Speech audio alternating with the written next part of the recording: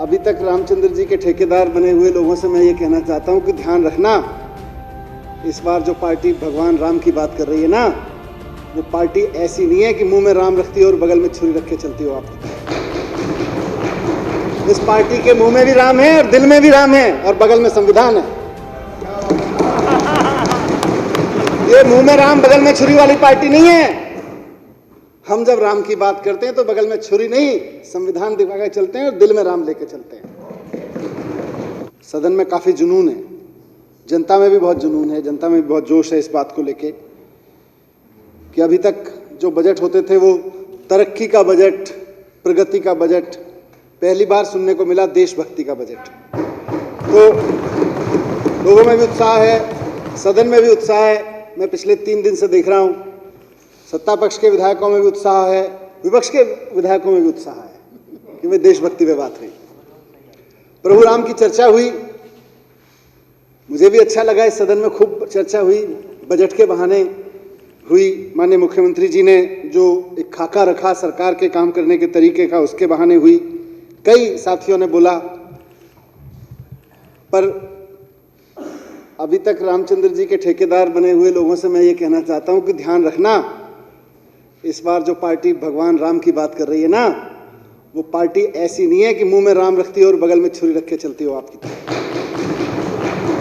इस पार्टी के मुंह में भी राम है और दिल में भी राम है और बगल में संविधान है। ये मुंह में राम बगल में छुरी वाली पार्टी नहीं है। हम जब राम की बात करते हैं तो बगल में छुरी नहीं, संविधान दिखा के चलते हैं और दिल में राम लेके चलते हैं, और मुंह में तो है ही। तो इसलिए ध्यान रखना इस बार। विपक्ष के साथियों ने भी कहा कि भाई अच्छा लगा देशभक्ति पे बात की। विपक्ष के उस साथियों ने कहा कि अच्छा हुआ आप हमारे राह पे आए, बढ़िया बात है। हमारे लिए तो अध्यक्ष महोदय दिल्ली की तरक्की ही देशभक्ति है। हमारी तो हमारे लिए तो दिल्ली वाले की तरक्की ही देशभक्ति है। हर दिल्ली वाले की तरक्की हमारे लिए देशभक्ति है। पहली बार हम अपने बजट में देशभक्ति का इस तरह का पूरा ब्यौरा लेके आए हैं। काम तो उसी पे कर रहे हैं पिछले 6 साल से। लोग कह रहे हैं कि ये देशभक्तों की पार्टी और इनके नेता देशभक्त अरविंद केजरीवाल जी के होते ये विजन संभव था, वरना तो मुश्किल था। माननीय मुख्यमंत्री अरविंद केजरीवाल जी के विजन में पढ़ना देशभक्ति है और पढ़ाना देशभक्ति है। स्कूल खुलवाना देशभक्ति है, कॉलेज खुलवाना देशभक्ति है, अच्छे सरकारी अस्पताल बनवाना देशभक्ति है, मोहल्ला क्लिनिक बनवाना देशभक्ति है, महिलाओं के लिए मोहल्ला क्लिनिक बनवाना देशभक्ति है। अरविंद केजरीवाल जी के मिशन में देश में तिरंगा, दिल्ली में तिरंगा लहराना भी देशभक्ति है, और उस तिरंगे के नीचे खड़े हुए एक एक आदमी को मान सम्मान देना भी देशभक्ति है। हर भारतीय को, भारत देश के हर नागरिक को जो तिरंगे के साए में खड़ा है, उसको बराबर का मान सम्मान देना हमारे लिए देशभक्ति है, और तिरंगा फहराना भी हमारे लिए देशभक्ति है। किसी को छोटा बड़ा समझना हमारे लिए देशभक्ति नहीं है, सबको बराबर समझना हमारे लिए देशभक्ति है। सबको अच्छा बिजली पानी मिले, सबसे सस्ता बिजली पानी मिले, यह हमारे लिए देशभक्ति है। बुजुर्गों को तीर्थ यात्रा पे लेके जाएं, ये भी हमारे लिए देशभक्ति है। हम अपने बच्चों को खूब पढ़ाएं, महिलाओं के स्वास्थ्य का सबका ध्यान रखें, और दिल्ली की सड़कों को साफ रखें, ये भी हमारे लिए देशभक्ति है। हमारे लिए दिल्ली का व्यापारी फले फूले, ये भी देशभक्ति है। दिल्ली के युवाओं को रोजगार मिले, ये भी हमारे लिए देशभक्ति है। हमारे लिए ये भी देशभक्ति है कि हमारे कलाकारों को सम्मान मिले, और जिन्हें कुदरत ने, जिन्हें कानून, मुख्यमंत्री जी कहते हैं बार बार कि जिनको कुदरत से कम मिला हो उनको कानून ज्यादा दे दे, ये भी हमारे लिए देशभक्ति है। अध्यक्ष महोदय, विधानसभा में चर्चा हुई।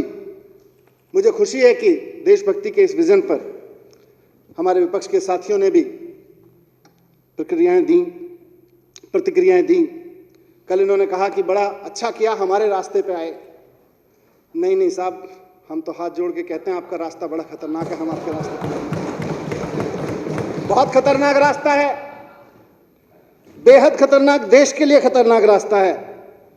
आप देशभक्ति की बात तो करते हो, जिस रास्ते पे आप चल रहे हो उस रास्ते पे चलते हुए आप देशभक्ति की बात तो करते हो, लेकिन पूरे देश की राजधानी को पिछले 15 साल में आपको चलाने का मौका मिला है, एमसीडी की सत्ता। आप बात तो देशभक्ति की करते हो, लेकिन व्यवस्था कूड़ा कूड़ा चलाते हो। हम आपके रास्ते पे नहीं चलना चाहते। पिछले 15 साल में दिल्ली में जितना कूड़ा फैलाया है, हम उस रास्ते पे नहीं चलना चाहते।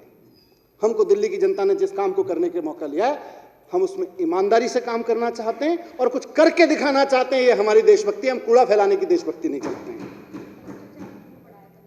अध्यक्ष महोदय, ये बात तो देशभक्ति की करते हैं, लेकिन पिछले 15 साल में दिल्ली नगर निगम में एक भी नगर निगम का ऐसा स्कूल नहीं है, एक भी, जिसके बारे में ये दावे से कह सकें कि हमारे नगर निगम के फलाने स्कूल में 5वीं क्लास में पढ़ने वाला बच्चा दूसरी क्लास की भी टेक्स्ट बुक ठीक से पढ़ सकता है। यह इनकी देशभक्ति है। 5वीं क्लास के बच्चे को 5 साल खा जाते हैं एक बच्चे का, और 5वीं क्लास में जब बच्चा पढ़ने पढ़ते पहुंचता है प्रमोट होके, तो उसको दूसरी क्लास की टेक्स्ट बुक नहीं आती। ये आपका रास्ता है, ये आपको मुबारक हो। हमें ये रास्ता नहीं चाहिए। हमारी देशभक्ति ऐसी नहीं। हम बिल्कुल ऐसी देशभक्ति नहीं करना चाहते हैं अध्यक्ष महोदय। हमारी देशभक्ति तो बच्चों को क्वालिटी एजुकेशन देने की देशभक्ति है। हमारी देशभक्ति तो इस बात की देशभक्ति है, हम तो उस रास्ते पे चलना चाहते हैं जिसमें देश के एक एक बच्चे को क्वालिटी एजुकेशन मिले। सारे नेता अपने बच्चों को प्राइवेट स्कूल में पढ़ा लेते हैं, गरीब बच्चे को नगर निगम में पढ़ाते हैं और कहते हैं इनका क्या, ये तो पढ़ जाएंगे तो सवाल पूछने लगेंगे। मुख्यमंत्री जी ने कहा इनका रास्ता ये, हम इस रास्ते पे नहीं चलेंगे। अध्यक्ष महोदय, इन्होंने कहा था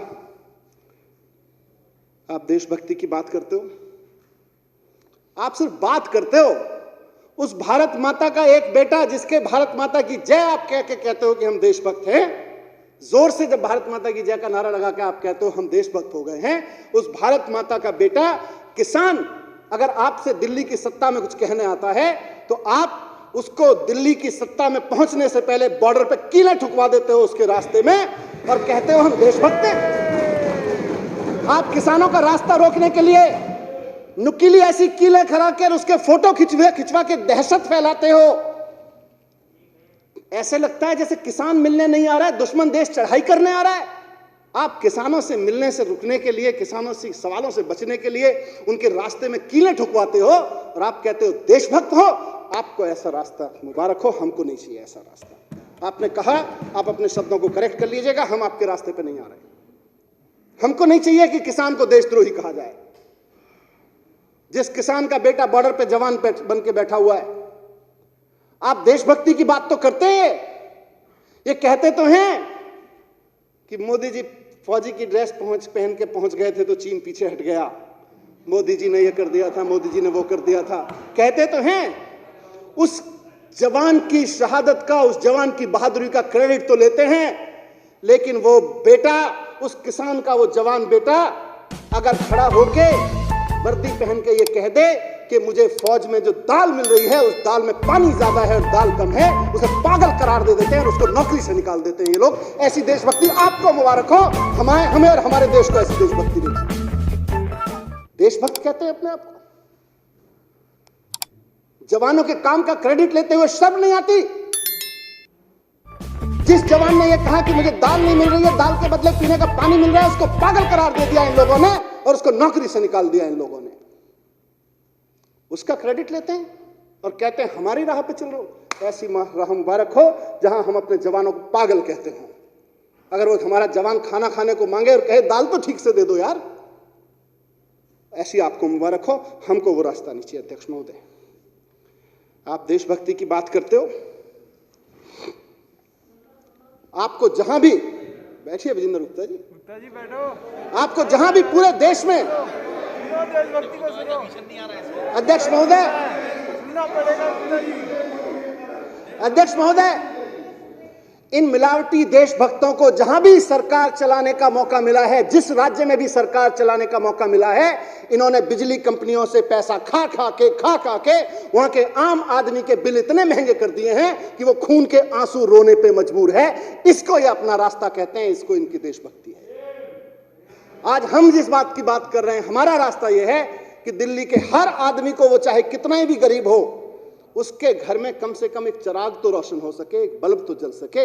ये हमारी देशभक्ति है। एक आदमी अपने घर में बल्ब जलाने के लिए 2-2 हजार, 4-4 हजार रुपए का मासिक बिल चुका है।